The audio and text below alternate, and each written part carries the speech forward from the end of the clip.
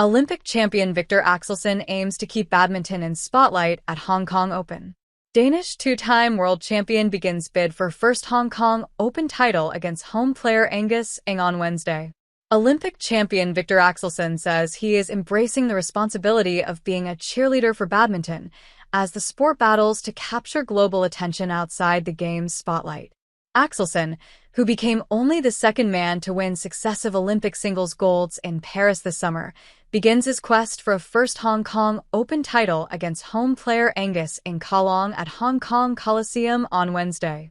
The Dane put his racket away after going to war in the French capital and acknowledged he was not as motivated now as before the Olympics. Axelsen nevertheless expected his warrior spirit to quickly resurface and insisted he was hungry for more success. And, along with burnishing an already glittering resume, success for Axelsen, who learned Mandarin to communicate with an even bigger fan base, also involves spreading the word about his sport. Badminton is gaining a lot of traction, and at every location we play there is great support, Axelsen, an HSBC Global Brand Ambassador, said. The fan base is growing, and it is very interactive. I want to be a part of that. I want to be a motivator and communicator when it comes to the sport. That's why I learned Mandarin. I wasn't focused in school because I was just thinking about badminton, but when older I wanted to use my head besides playing sport. I spent a lot of time with a private teacher, but one of the most important things was that I told my family and friends I was going to learn. They were laughing at me, which gave me a lot of motivation.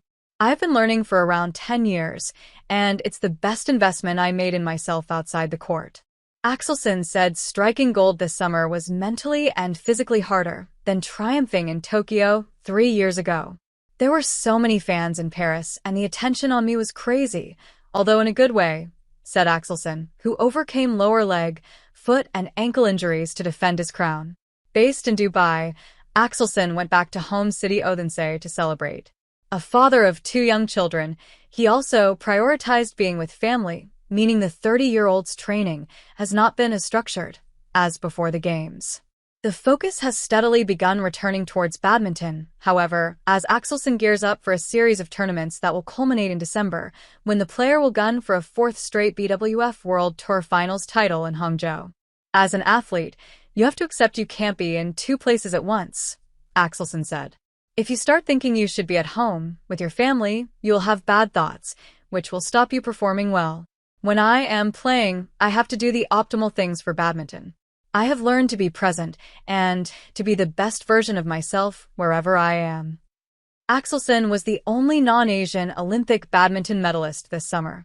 When he won in Tokyo, he was the first men's singles champion from outside the continent since compatriot Poul-Erik Høyer Larsen in 1996. And the 2 times world champion, who left home for a national training center at 15 years old, said a strong badminton tradition was responsible for Denmark's capacity to upset the sport's established strongholds.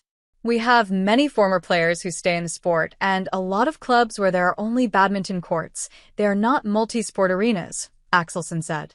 There are lots of good coaches and a healthy ecosystem, which means talented young players are looked after. Axelsen was shocked by qualifier Li Chiahao of Taiwan in the opening round in Hong Kong 12 months ago. I wasn't 100% mentally or physically, said Axelsen, the number 2 seed this year.